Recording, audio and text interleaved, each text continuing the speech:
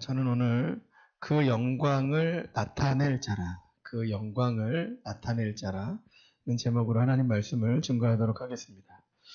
내가 생각하는 나의 모습과 다른 사람이 보는 나의 모습은 다를 수 있습니다. 예를 들어 내 외모가 그럴 수 있습니다. 제가 아침에 배드민턴 운동을 하는데 며칠 전 같이 운동을 하는 모임에 새로운 회원이 들어왔습니다. 그리고 주변에 있는 분들이 이렇게 이야기를 했습니다. 저기 잘생긴 목사님하고 같이 치세요. 누구를 말하는 걸까요? 마음이 불편하시겠지만 저를 말하는 것이었습니다. 수긍이 잘 안 되십니까? 그러실 수 있습니다.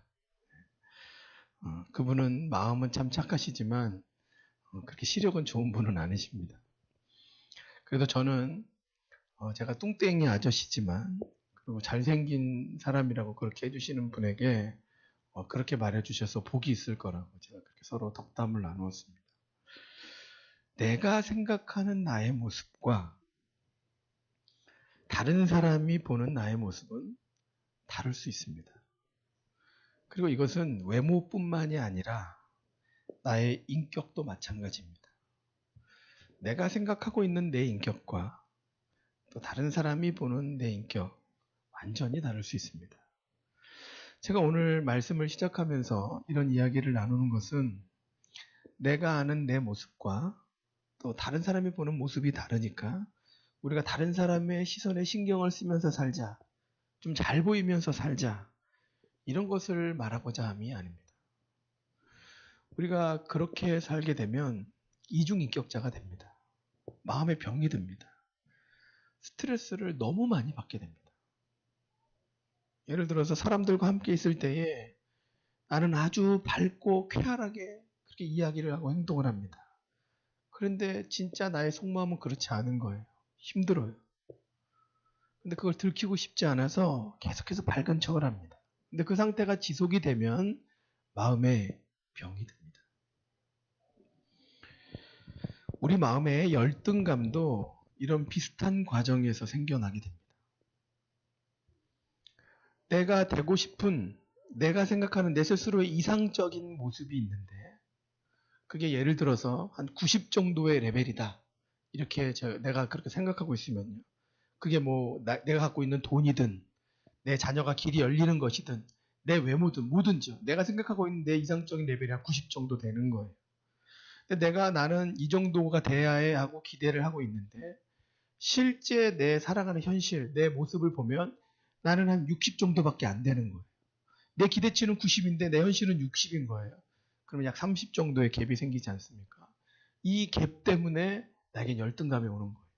적어도 내 통장에 내가 1억은 있어야 되는데 난 지금 6천만 원밖에 없어. 4천만 원 정도의 열등감이 나에게 생기는 거예요. 나는 이 정도로 이렇게 잘 나갔어야 되는데 내가 이거밖에 되지 않아. 그러면 되지 않는 것만큼 나에게 열등감으로 오는 겁니다. 우리가 다른 사람 의식하면서 이중적으로 살자는 것도 아니고요. 또 내 기대치와 다른 나의 모습을 보면서 열등감을 갖자는 것도 아닙니다. 내 모습이 하나님 앞에서 어떤 모습인지, 하나님은 나를 어떻게 보시는지 이것에 대해서 우리가 생각해 볼 수 있어야 합니다. 왜 하나님이 나를 보시는 것이 중요할까요? 하나님이 보시는 시선을 깨닫게 되면 내 존재감이 달라지기 때문에 그렇습니다.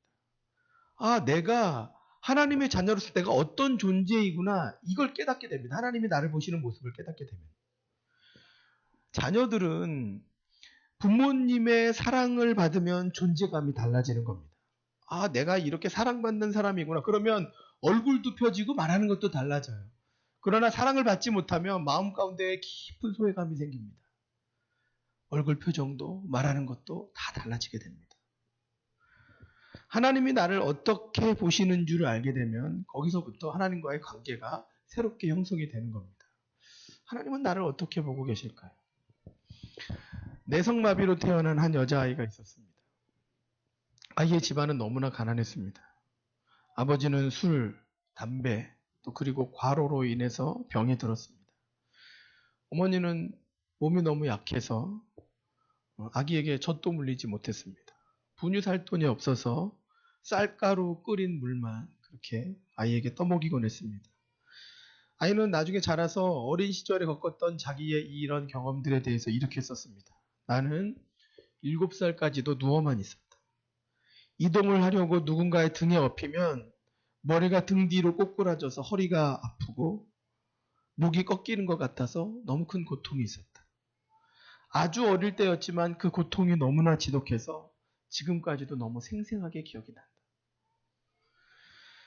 10살이 넘어가면서 이 아이는 하나님과 어머니를 원망하고 자신의 삶을 저주하기 시작합니다. 자기에게 아무것도 해주지 못하면서 욕설을 퍼붓는 아버지가 너무 미웠습니다. 세상이 싫고 외로움, 답답함 이것 때문에 가슴이 터질 것 같았습니다. 그래서 자살할 방법만 찾았습니다. 이분에게 보여진 나의 삶의 모습이 무엇입니까?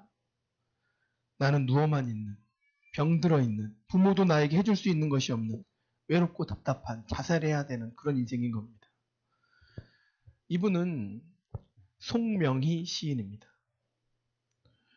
이분은 우리가 너무나 잘 알고 있는 나라는 복음성가 시를 지었습니다. 시를 한번 보시면요. 이게 어떻게 이분이 지을 수 있는 시인가라는 그런 고백이 나옵니다. 화면에 준비를 했는데요. 우리 같이 한번 천천히 같이 우리가 복음성가라도 너무나 많이 불렀던 것인데 같이 한번 읽어보실까요? 시작. 나 가진 재물 없으나 나 남이 가진 지식 없으나 나 남에게 있는 건강 있지 않으나 나 남이 없는 것 있으니 나 남이 못 본 것을 보았고 나 남이 듣지 못한 음성 들었고 나 남이 받지 못한 사랑 받았고 나 남이 모르는 것 깨달았네.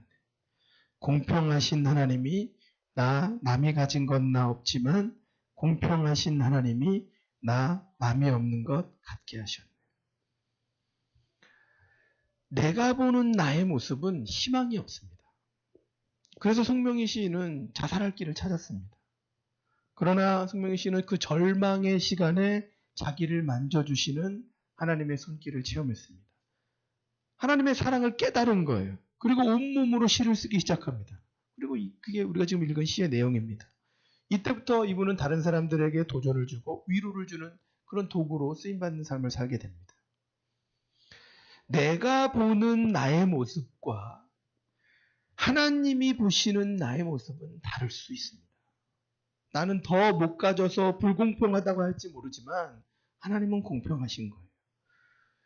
누군가에게 보이기 위한 나의 모습을 찾고자 하는 것이 아니고 지금 나의 모습을 하나님은 어떻게 보고 계시는가 그걸 우리가 알아야 합니다.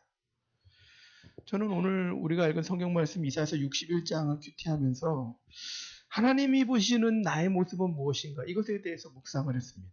다른 사람이 평가하는 것도 아니고 내가 생각하는 나의 모습이 아니라 도대체 하나님은 나를 어떻게 보고 계시는가. 왜 그랬냐면요. 이사야서 61장은 메시아에 대한 예언이 담겨져 있는 그런 성경입니다. 메시아로 예수님이 오시면 예수님은 이런 사역을 감당하실 것이다. 가장 구약 성경 중에 구체적으로 묘사되고 있는 그런 성경입니다. 그러니까 예수님 나시기 전 이미 700년 전에 하나님이 이 예언의 말씀을 주신 거예요. 그런데 여기 내용을 잘 보면요. 메시아로 오신 예수님의 사역 내용을 보면 하나님이 우리 인간들을 어떻게 보셨기 때문에 메시아를 보내시고 이 인간들을 위해서 이렇게 사역해야 한다. 이런 말씀을 주고 계세요. 그러니까 그 말씀을 잘 살펴보면 하나님이 우리 인간들을 내 모습을 어떻게 보고 계시는지 이 사인이 보여지는 겁니다. 오늘 이사야서 61장 1절에 보면 이렇게 기록이 됩니다. 같이 한번 1절 말씀 읽어보실까요? 같이 읽겠습니다. 시작. 주 여호와의 영이 내게 내리셨으니 이는 여호와께서 내게 기름을 부으사 가난한 자에게 아름다운 소식을 전하게 하려 하심이라. 자에게 자유를 갇힌 자에게 노임을 선포하며. 주 여호와의 영이 내게 내리셨으니 이렇게 시작이 되고 있는데요. 여호와의 영이 내린다는 것은 성령이 임재한다라는 겁니다. 그러니까 예수님에게 성령의 임재하심이 부어지면 가난한 자에게 아름다운 소식을 전하게 된다는 겁니다. 메시아로서의 사역이 시작된다는 거죠. 이 말씀에 기록되어진 대로요. 예수님이 공생애를 시작하시게 되었을 때에 예수님이 이런 말씀을 남기셨습니다. 누가복음 4장 16절에서 21절 말씀을 보시면 좀 길지만 우리 천천히 같이 한번 읽어보실까요? 16절부터 시작.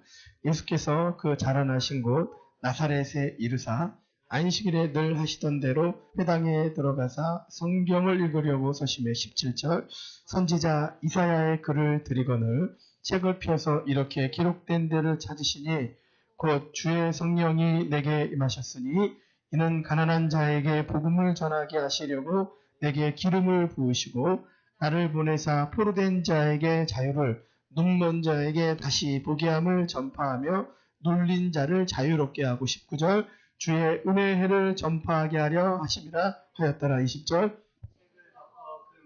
자에게 주시고 앉으시니 회당에 있는 자들이 다 주목하여 보더라. 21절 이에 예수께서 그들에게 말씀하시되 이 글이 오늘 너희 귀에 응하였느니라 하시니 16절을 보시면요. 예수님이 회당에 들어가셔서 성경을 읽으시는 겁니다. 유대인들이 모이는 지역마다 회당이 있잖아요. 그 회당에 예수님이 가신 거예요. 성경을 읽으시는데 17절에 보면 회당에 있던 사람이 지금처럼 성경이요. 예수님이 읽으셨던 성경이 이렇게 성경에 있는 게 아닙니다. 두루마리에, 가죽 두루마리에 이사야, 예레미야 이렇게 딱딱딱 되어 있는 거예요. 그거 중에 이사야를 예수님께 드렸다라는 거예요. 그래서 예수님이 그 이사야 중에서도 오늘 우리가 읽은 이 본문을 찾으신 거예요. 그리고 18절에 보시면 오늘 이 말씀을 인용하시면서 이걸 읽은 겁니다. 그리고 21절에 보시면 예수님이 뭐라고 하시냐면 이 글이 너희 귀에 응하였다.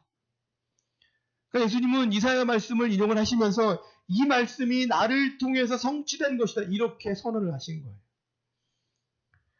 우리가 주의 깊게 살필 부분은 이 부분입니다. 하나님께서 예수님을 보내셔서 메시아로서의 사명을 감당하게 하시는데요. 예수님이 감당하시는 사역을 보면 하나님이 보시는 우리의 모습이 보여진다는 거예요.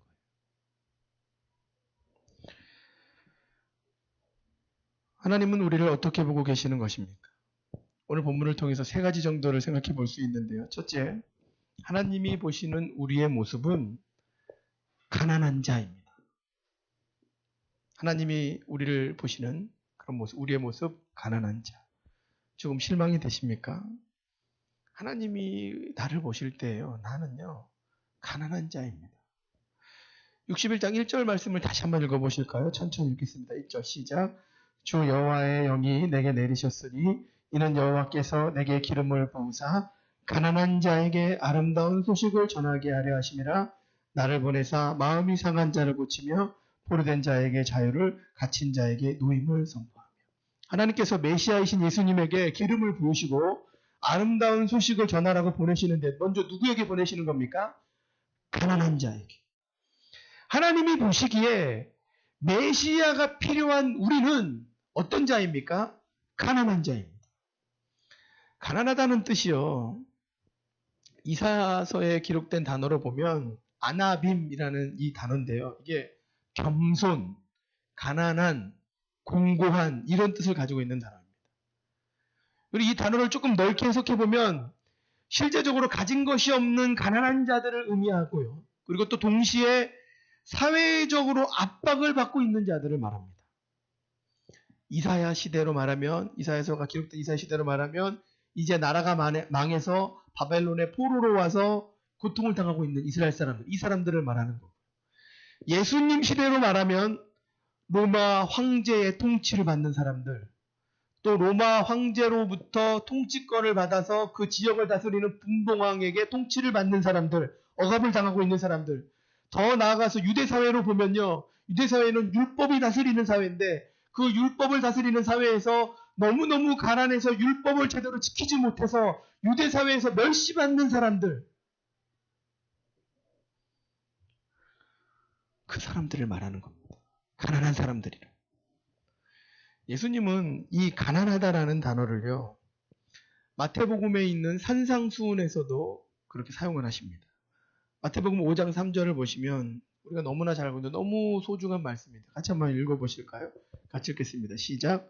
심령이 가난한 자는 복이 있나니 천국이 그들의 것이며. 예수님은 복 있는 사람은 어떤 사람이냐 이것을 가르치시면서 제일 먼저 말씀하시는 게 뭐냐면요, 복 있는 사람은 심령이 가난한 사람입니다. 가난한데 근데 심령이 또 가난한 건 뭡니까? 심령이 가난하다는 것은요. 제가 풀어서 의미를 설명해 드리자면 내가 어떤 존재인지를 아는 사람이에요. 깨달은 사람이에요. 나는 내 스스로 나를 보니까 내가 어떻게 할 수가 없어. 내가 잘 사는 것처럼 보였지만 내가 사는 걸 보니까 나는 내 생각하는 게 하나도 선한 것이 없어. 내가 10가지 생각하면 8가지가 다 악에 관련된 것들이야. 누구 미워하고 시기하고. 내가 겸손한 척 말을 했지만 내가 말하는 거 보니까 난 다 교만의 말이야. 내 마음에는 미워하는 마음, 불평하는 마음, 남을 정죄하고 판단하는 마음, 그게 또 입술로 다 나오고. 이걸 깨달은 사람이에요. 하나님을 만난다는 것은요, 이런 적나라한 나의 실체와 직면하는 겁니다. 그리고 이런 모습이 성령의 빛으로 나에게 비춰지는 겁니다. 그러면요, 이게 비춰지면요, 아, 내가 생각하는 게 다 이랬구나, 내가 말하는 게 다 이랬구나, 내가 행하는 게 다 이랬구나, 이게 깨달아지면요, 그러면 그 다음에 이런 고백이 됩니다. 아, 그럼 내가 어떻게 하지? 내 힘으로는 내가 이걸 어떻게 해결할 수가 없어. 이렇게까지 고백이 되어지면, 아, 하나님의 은혜만이 나의 이런 모습을 해결할 수가 있구나. 그래서 하나님의 은혜만 전적으로 의지하면서 나오는 모습. 하나님 내 힘으로는 아무것도 할 수가 없습니다. 하나님의 은혜로만 내가 할 수 있습니다. 이런 고백으로 나오는 게 이게 심령이 가난한 겁니다. 하나님 내 능력으로 되지 않습니다. 내 존재를 내가 압니다. 내가 얼마나 악한 존재인지, 내가 생각하는 거, 말하는 게 다 얼마나 악한지 제가 압니다. 내 힘으로 해결할 수 없습니다. 저를 불쌍히 여겨주십시오. 이렇게 고백하면서 나오는 게 바로 심령이 가난한 거예요. 그리고 예수님은 뭐라고 하셨냐면 이렇게 심령이 가난한 자에게 하나님의 나라가 너희 것입니다. 이렇게 말씀하셨어요. 심령이 가난해서 하나님만을 바라보고 은혜를 구하는 자에게 하나님은요. 하나님의 나라가 무엇입니까? 하나님의 다스림, 하나님의 통치, 하나님의 다스림과 하나님의 통치는 심령이 가난한 자에게만 임한다는 거예요. 하나님 저의 힘으로는 할 수 없습니다. 하나님의 은혜만을 간구합니다. 이렇게 하는 자에게 하나님의 나라, 하나님의 통치가 임한다는 거예요. 정리하자면 하나님이 보시는 우리의 모습은 무엇입니까? 우리는 가난한 자들입니다. 억압받는 자들입니다. 그리고 하나님의 은혜가 아니고서는 살 수가 없는 그런 존재입니다. 그래서 하나님은 메시아를 가난한 자들인 우리에게 보내신다라는 거예요. 저는 우리가 우리의 가난의 모습을 깨닫고 하나님 앞에 은혜를 구하기를 원합니다. 하나님, 우리는 가진 것이 없어서 하나님의 은혜를 구합니다. 우리가 인정하고 구할 수 있어야 합니다. 그러나 물질적으로 가난한 것보다 더 본질적인 것은 우리의 마음이 가난해야 합니다. 하나님, 저는 하나님의 은혜가 없이는 길을 헤쳐갈 수가 없습니다. 나의 죄된 본성과 나의 자아들, 저는 이걸 해결할 수가 없습니다. 주님의 보혈로 덮어주시옵소서. 이렇게 고백하시는 주의 종들이 되시기를 축원합니다. 두 번째로 하나님이 보시는 우리의 모습은 무엇입니까? 마음이 상한 자입니다. 우리의 모습, 마음이 상한 자. 하나님이 우리를 보실 때 우리는 모두 다 마음이 상한 자예요. 강직해 보이고 능력이 많은 모습을 우리는 기대할지 모릅니다. 그러나 하나님 눈에 보이는 우리는요, 다 마음이 상한 자입니다. 다시 한번 이사야서 61장 1절 말씀을 다시 한번 보실까요? 천천히 같이 읽겠습니다. 시작. 주 여호와의 영이 내게 내리셨으니 이는 여호와께서 내게 기름을 부으사 가난한 자에게 아름다운 소식을 전하게 하려 하심이라. 나를 보내사 마음이 상한 자를 고치며 보루된 자에게 자유를, 갇힌 자에게 노임을 선포하며. 메시아이신 예수님이 기름 부음을 받고 보냄을 받으시는데요. 중간에 보시면 누구에게 가시는 겁니까? 마음이 상한 자를 고치며, 마음이 상한 자를 고치며. 메시아이신 예수님이 오셔서 하시는 일, 중요한 일이 뭐예요? 마음이 상한 자를 고치시는 거예요. 예수님은요, 마음이 상한 자에게 가시는 거예요. 그게 메시아로서의 사명입니다. 상한 자라는 단어가요, 이게 언어로 보면 레니슈베레라는 단어인데요. 이 단어가 가진 의미가 뭐냐면 부서지다, 조각나다, 금이 가다, 이런 뜻입니다. 그러니까 치명적인 골절상을 의미하는 단어입니다. 그러니까 회복하기 어려운 그러니까 마음에 회복하기 어려운 골절상을 입었다는 거예요. 다리가 부러지는 것만이 의미하는 게 아니라 마음이 그렇게 깨어져 버렸다는 거예요. 그 하나님 보시기에 나는 어떤 존재입니까? 마음의 골절상을 입은 사람이에요. 마음에 금이 간 사람이에요. 모든 사람은요, 죄성을 가지고 있어서 사람과 같이 어울려서 살지만 그 사람에게 상처를 주기도 하고 또 상처를 받기도 합니다. 사람은 누구나 태어나면서부터 권위자를 만납니다. 태어나면 나를 보살펴 주시는 부모님이 나의 절대적인 권위자입니다. 그런데 아이러니하게도 이 부모님 권위자에게 가장 많은 상처를 받습니다. 비교하는 말, 인격을 무시하는 말, 혼내는 말, 부모님이 가장 많이 합니다. 이미 태어나면서부터 나의 절대적인 권위자인 부모에게 내 자아가 막 상처를 받는 거예요. 학교에 가서는 권위자인 선생님에게 상처를 받고요. 친구들과의 관계에서도 상처를 받습니다. 결혼을 하면 배우자에게 상처를 받습니다. 교회에 와도 목회자에게도 상처를 받고요. 그리고 함께 신앙생활하는 성도에게서도 상처를 받습니다. 그리고 내가 또 상처를 주기도 합니다. 우리는요, 다 죄성을 갖고 있고 연약해서 그렇게 될 수밖에 없어요. 그런데 주님은요, 우리의 그런 상처난 마음을 아신다는 거예요. 그게 내 모습이라는 것을 예수님 알고 계신다는 겁니다. 제가 2주 전에 너무나 감동을 받은 한 기사를 읽었는데요. 내용이 이렇습니다. 프랑스에 입양된 남매가 있었는데요. 이 남매가 입양된 지 37년 만에 한국에서 친부모를 만났다는 겁니다. 사연이 아주 기구합니다. 이들 남매가 어릴 때 서울에서 살았는데 부모님이 형편이 어려워서 이 남매를 충남 아산에 있는 할아버지 할머니에게 맡긴 거예요. 당시에 오빠는 10살, 여동생은 7살이었다고 합니다. 그런데 돌봐주시던 할아버지 할머니가 갑자기 돌아가시게 된 거예요.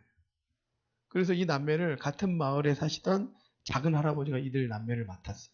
그런데 이 작은 할아버지가 이제 혼자 두 아이를 키우려니까 얼마나 벅차게 많았겠습니까? 그래서 이 아이들을 다시 서울로 데려다 줘야 되겠다. 그 생각을 하고 이 아이들을 데리고 서울에 온 거예요. 그런데 서울역에서 이 아이들을 잃어버린 겁니다.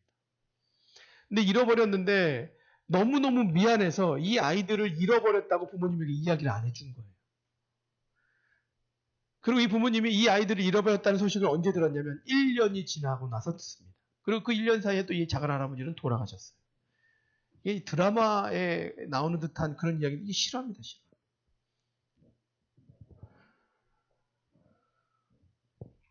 근데 이 부모님들이요, 이 남매를 잃어버리고 미안한 마음 때문에 자녀를 더 갖지 않고 고통의 시간을 그냥 보내면서 살았대요. 그러던 중에 2012년에 이 아버지가 지인에게 그런 권면을 좀 듣고 아무리 오래됐어도 뭔가 이 단서가 남아있는 게 있으면 이 아이들을 찾을 수 있을지도 모른다. 이 이야기를 듣고 이제 다시 실종 신고를 한 거예요. 그래서 이제 충남경찰청에서 장기 실종팀이 이제 새로 생겨나서 있었는데 이 팀에서 이제 이 단서를 가지고 이제 조사를 했는데요. 이 남매가 1982년에 프랑스로 해외 입양이 됐다는 사실을 알게 된 겁니다. 그래서 이 경찰이 프랑스 현지 교민 그리고 유학생들에게 이 남매에 대한 사연을 막 이메일로 다 보낸 거예요. 찾아달라고. 그래서 교민 중에 한 분이셨던 또 이분을 찾은 분이 누구냐면요. 목사님이세요. 신근선 목사님이라는 분이 입양 자료에 남겨진 양부모의 주소를 찾아가서 이 남매를 찾은 겁니다. 이 남매가 그 양부모 집에서 멀리 떨어지지 않은 곳에서 같이 재가점을 하고 있었대요. 그래서 DNA 조사하려고 DNA 관련된 물품을 이제 우편으로 우송으로 보내고요. 그리고 DNA 조사해서 친부모라는 거 확인한 겁니다. 이분들이 지난 5월 5일에 한국에 방문을 해서 말은 통하지 않지만 통역을 가운데다 두고 부모님을 만난 거예요. 그런데 친부모님을 만나기 전에 이 남매가 자신을 찾아온 신목사님에게 털어놓은 고통이 있는데 이분들이 어떤 고통을 털어놨냐면요. 지난 37년 동안 자기들은 너무너무 힘들었는데 그 힘든 가장 큰 이유가 뭐였냐면 나는 버림받았다. 우리는 버림받았다. 부모로부터 버림받았다. 어릴 때에 할아버지 할머니 손에 맡겨질 때부터 엄마 아빠는 우리를 할머니 할아버지에게 버린 거야. 그리고 자기 할아버지의 손을 놓쳐서 서울역에서 잃어버릴 때부터 우리는 일부러 버려진 거야. 이 버려진 마음이, 버려졌다라는 이 마음의 이 허전함이 어떻게 해결할 수 없었다라는 거예요. 마음의 상처인 거죠. 마음의 상처. 무엇으로도 메꿀 수 없는 마음의 상처. 그래서 이들 남매가요, 부모를 만났을 때 이들의 어머니가 제일 먼저 한 말이 뭔지 아십니까? 엄마가 너희를 버린 게 아니다. 돈 벌어서 같이 살려고 그렇게 애를 쓰다가 너희들 이렇게 됐다. 너무너무 미안하다. 이 말을 제일 먼저 했다고 합니다. 그리고 이 남매도 그걸 알고 37년 동안 우리를 잊지 않고 우리를 찾아주셔서 고맙습니다. 이렇게 인사했다. 말이 통하지 않는데 그 만남의 순간이 그들 가운데 있었던 마음의 상처가 조금은 회복되는 순간이 아닐까요? 하나님은요, 우리를 잊으신 적이 없습니다. 단 한순간도 없으십니다. 우리는 하나님께 돌아서고 또 죄로 넘어질지 모르지만 하나님은 단 한순간도 우리를 잊지 않으세요. 그리고 우리가 하나님께로 돌아가는 순간이 우리 마음에 있는 상처가 덮어지는 순간입니다. 하나님의 사랑을 알고 하나님의 사랑을 받아들이는 순간이 내 상처가 덮어지는 순간이에요. 성령의 시인도 그런 거예요. 나는 죽을 수밖에 없어. 나는 아무도 나를 돌아보지 않아. 나 외로워. 난 내 인생은 아무 의미 없어. 그런데 하나님의 사랑을 받아들이는 그 순간 하나님은 공평하신 분이야. 이 고백이 나오는 겁니다. 하나님을 만나고 하나님의 사랑을 받아들이는 그 순간이 내 상처가 회복되는 순간이에요. 내가 마음이 상한 자임을 인정하시고 그런 나를 찾고 나를 사랑으로 품으시는 하나님 안에서 안정감을 누리시는 저와 여러분이 되기를 다시 한번 축원합니다. 세 번째로 하나님이 보시는 우리의 모습은 어떤 모습입니까? 포로로 잡혀서 갇힌 자라는 겁니다. 포로로 잡혀서 갇힌 자. 다시 한번 이사야서 61장 1절 말씀을 읽어보실까요? 같이 읽겠습니다. 시작. 주 여호와의 영이 내게 내리셨으니 이는 여호와께서 내게 기름을 부으사 가난한 자에게 아름다운 소식을 전하게 하려 하심이라. 나를 보내사 마음이 상한 자를 고치며 포로된 자에게 자유를, 갇힌 자에게 노임을 선포하며. 하나님이 기름 부으신 예수님을 보내시는데요. 그분은 또 누구에게 가시는 겁니까? 뒷부분을 보시면 포로된 자에게 자유를, 갇힌 자에게 노임을 선포하며. 예수님은요, 포로로 잡혀있는 갇힌 자에게 가시는 거예요. 그리고 바로 하나님 보시기에 우리의 모습이 바로 이런 모습인 겁니다. 그래서 하나님은 예수님을 이런 우리에게 보내시는 거예요. 포로된 자, 이 단어는요, 쉐부임이라는 단어인데요. 전쟁에서 패해서 사로잡힌 자들을 의미하는 단어입니다. 자유라는 단어는 데로르라는 단어인데 이게 해방, 자유, 억압에서 풀려나는 것을 의미하는 단어입니다. 그러니까 율법에 의하면 하나님이 이스라엘 사람들에게 준 율법에 의하면 희년이 있는데요. 희년이 50년째마다 한 번씩 돌아오는데 희년이 되면 이스라엘 사람들은 모든 노예들을 다 풀어줍니다. 그리고 땅의 모든 소유권을 다 원래의 것으로 회복시켜줍니다. 이런 의미입니다. 포로된 자에게 자유를 준다는 건 이제 노예도 다 풀어줘야 돼. 모든 소유권도 다 원래대로 돌아가야 돼. 너희 이스라엘 사람들 여기에 포로로 끌려와서 바벨론에 속한 사람들로 살았지만 이제 너희는 바벨론의 노예가 아니야. 너희는 원래 상태 내 하나님의 백성이 될 거야. 이걸 선포하시는 거예요. 하나님 보시기에 우리는 포로된 자라는 것을 기억을 해야 합니다. 우리는요, 하나님의 소유로 살고 있지 않다면 누군가의 포로로 살고 있는 겁니다. 내가 지금 무엇의 포로로 살고 있습니까? 이걸 우리가 하나님의 눈으로 볼 수 있어야 합니다. 이 영안의 눈이 우리에게 열려져야 합니다. 내가 돈의 포로가 되어 있을 수 있고요. 욕망의 포로가 되어 있을 수 있습니다. 내가 원하는 것을 얻고자 하는 그 포로에 사로잡혀서 우리는 그렇게 살고 있는 거예요. 우리를 그렇게 사로잡고 있는 사단의 결박을 끊어내야 합니다.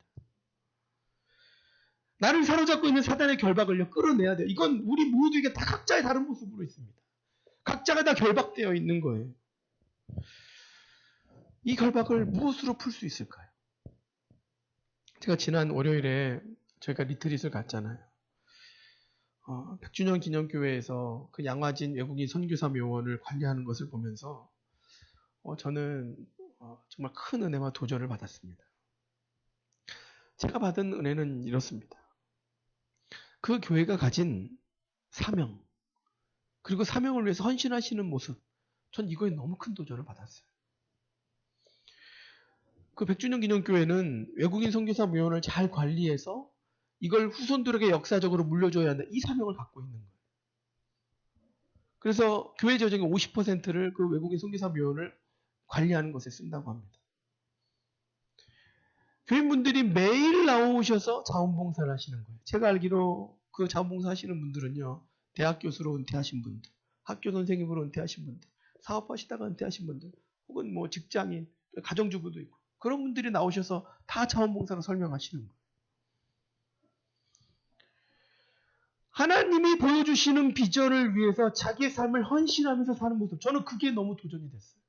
하나님의 원리대로 살려고 하는 모습이에요. 하나님의 통치대로 살려고 하는 그 모습에 저는 너무 도전이 되는 거예요. 우리가 박람회 때 북한 물건을 팔 건데 저는 이런 의미라고 생각합니다. 우리가 할 수 있는 건 크고 위대한 일은 아니지만 우리가 할 수 있는 건 하나님이 우리에게 보여주시는 거, 이걸 감당하면 되는 거예요. 나를 사로잡고 있는 사단의 결박을 푸는 것은요, 가장 좋은 방법이 하나님이 나에게 보여주시는 비전을 붙드는 겁니다. 그 비전을 감당하기 위해서 내가 나에게 묶여있는 사단의 결박들을 다 끌어내는 거예요. 위대한 것을 꿈꾸지 않아도 됩니다. 중요한 것은 하나님이 지금 나를 통해서 하기 원하시는 일, 지금 하나님이 하시는 일이 무엇인지를 알아서 내 삶을 거기에 동참시키는 것, 이게 가장 중요한 거예요. 아, 지금 하나님이 외국인 선교사 묘원 이거를 잘 관리해서 후손들에게 역사적으로 물려주기를 원하시는구나. 그러면 그걸 붙들기 위해서 내 삶을 다 조정하는 거예요. 그게 바로 비전의 삶입니다. 하나님이 나에게 보여주시는 것들, 그것을 감당하기 위해서 내 삶을 하나하나 조정하면서 나아가는 거예요. 그게 하나님의 통치 가운데서 살아가는 삶입니다.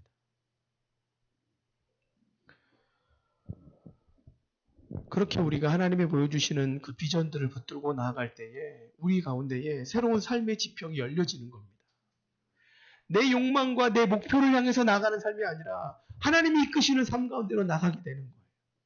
하나님, 제가 이거를 원하고 있는데 이걸 반드시 해야 되니까 하나님 이렇게 길을 열어주세요. 이거는요, 욕망이 점철되어져 있는 삶입니다. 우리가 기도를 할 때도 대부분 다 이렇게 기도할 수 있어요. 내가 원하는 건 내 앞에 있는 문제들을 해결하기 위해서 그걸 위해서 강구하는 거. 하나님은요, 그 기도를 그렇게 기뻐하지 않으세요. 지금 하나님이 어떤 일을 하고 계시는지, 그 일을 위해서 우리가 어떻게 동참되어지기를 원하시는지, 이 기도를 하는 걸 기뻐하시는 거예요. 내가 그것을 하기 위해서 내 자를 어떻게 깨뜨려야 하는지, 내가 그래서 하나님 앞에 얼마나 더 무너져 내려야 하는지, 그것을 무너뜨리기 위해서 하나님 앞에서 몸부림치는 기도, 하나님은요, 그 기도를 기뻐하시는 거예요. 하나님이 우리를 보시는 모습은요, 우리는 가난한 자요, 마음이 상한 자요, 포로로 갇힌 자입니다. 이런 우리에게 하나님은 메시아이신 예수님을 보내주시는 거예요. 근데 오늘 말씀을 잘 주의 깊게 잘 보면요, 우리가 결론으로 붙들어야 하는 메시지가 있습니다. 그 메시지가 뭐냐면요, 메시아를 보내신 하나님이 우리에게 원하시는 삶의 모습이 있어요. 그게 뭡니까? 오늘 61장 3절 말씀을 보시면 3절 말씀 같이 한번 읽어보실까요? 3절 같이 읽겠습니다. 시작. 무릇 시온에서 슬퍼하는 자에게 화관을 주어 그 죄를 대신하며 기쁨의 기름으로 그 슬픔을 대신하며 찬송의 옷으로 그 근심을 대신하시고 그들이 의의 나무 곧 여호와께서 심으신 그 영광을 나타낼 자라 일컬음을 받게 하려 하심이라. 이 말씀을 잘 보시면요, 메시아가 오셔서 시온에서 슬퍼하는 자에게 화관을 주어서 슬픔을 대신하게 하고요, 찬송의 옷으로 근심을 대신하게 합니다. 근데 그 다음을 보시면 하나님이 원하시는 모습이 나와요. 하나님이 원하시는 모습이 무엇입니까? 그들의 의의 나무 곧 여호와께서 심으신 그 영광을 나타낼 자라. 하나님의 메시아를 보내셔서 슬픔을 기쁨으로 바꾸시고 찬송의 옷으로 근심을 대신하게 하시는 이유가 무엇입니까? 우리가 의의 나무가 되어서 하나님의 영광을 나타내라는 거예요. 이게 우리가 가지고 있는 이 성경에는요, 의의 나무라고 이렇게 번역이 되어 있는데요, 이 의의 나무를 원어로 찾아보면 엘레라는 단어인데 이게 구체적으로 상수리 나무입니다. 상수리 나무. 상수리 나무를 개역개정에서는 그냥 나무라고 번역을 한 거예요. 근데 의의 나무라는 게 이게 그 앞에 수식어가 붙어서 정의의 상수리 나무 이렇게 번역이 됩니다. 우리말 성경으로 이 이사야서 61장 3절 말씀을 보면 의미가 더 선명하게 나오는데요. 우리 3절 말씀 화면을 보시고 같이 한번 읽어보실까요? 3절입니다. 같이 읽습니다. 시작. 시온에서 슬퍼하는 사람들에게 제 대신 화관을 씌워주고 슬픔 대신 기쁨의 기름을 발라주며 통곡 대신 찬양의 옷 입게 하셨다. 그래서 사람들은 그들을 가리켜서 여호와의 영광을 드러내시려고 여호와께서 손수 심으신 정의의 상수리 나무라고 부른다. 여호와의 영광을 드러내려고 여호와께서 손수 심으신 정의의 상수리 나무, 그게 바로 우리라는 거예요. 하나님의 영광을 드러내려고 하나님께서 손수 심으신 정의의 상수리 나무가 바로 우리입니다. 상수리 나무는요, 굳건한 강함, 영화로움을 상징하는 그런 나무를 말합니다. 상수리 나무는 하나님께 영광을 가지고 오는 그런 나무인 거예요. 하나님 보시기에 우리는 가난한 자예요. 우리는 마음이 상한 자입니다. 포로로 결박되어 있는 자입니다. 그러나 하나님은 그런 우리에게 예수님을 보내셔서 그 모든 것들을 다 없애시고 우리를 어떻게 하기를 원하신다고? 하나님의 영광을 드러내는 자로 쓰기를 원하신다고. 우리가 의의 상수리 나무가 되기를 원하신다고.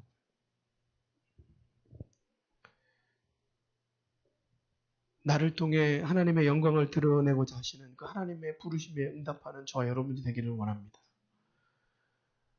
우리의 삶의 현실을 보면 우리는 가난한 자입니다. 우리의 삶의 현실을 보면 우리는 마음이 상한 자입니다. 왜 저분이 말을 저렇게 할까요? 마음이 상해서 그래요. 왜 저 사람이 저렇게 행동할까요? 마음이 상해서 그래요. 우리는 포로로 결박되어져 있는 자들입니다. 그걸 끊어야 합니다. 그걸 끊는 방법은 무엇입니까? 오로지 예수 그리스도만이. 하나님이 우리에게 보내신 예수 그리스도만이 이 모든 것들을 다 끊을 수 있습니다. 가난도 끊을 수 있고 우리의 마음의 상처도 회복시킬 수 있고 사단이 우리를 붙들고 있는 그 결박도 예수 그리스도의 이름으로만 끊을 수 있습니다. 우리가 예수 그리스도의 이름만을 그래서 의지해야 합니다. 오늘도 우리가 그것을 붙들고 나아가기를 원합니다. 어디에 가서도 만족감을 얻지 못하고 영적 갈망을 해결하지 못했던 것들 오직 예수 그리스도의 그 이름에만 만족감이 있습니다. 오늘 이것을 붙들고 나아가시는 저 여러분이 되기를 다시 한번 축원합니다. 이제 말씀을 정리하고자 합니다. 나의 모습을 하나님의 말씀을 통해 하나님의 시선으로 보는 저와 여러분이 되기를 원합니다. 우리는 가난하고 상처가 있으며 포로로 갇힌 자라고 할지라도 우리가 주님 바라보면 예수님 바라보면 하나님은 우리를 통해서 하나님의 영광을 드러내십니다. 하나님 앞에 가슴이 뛰고 감사한 비전의 삶을 붙드시는 저 여러분이 되기를 다시 한번 축원합니다.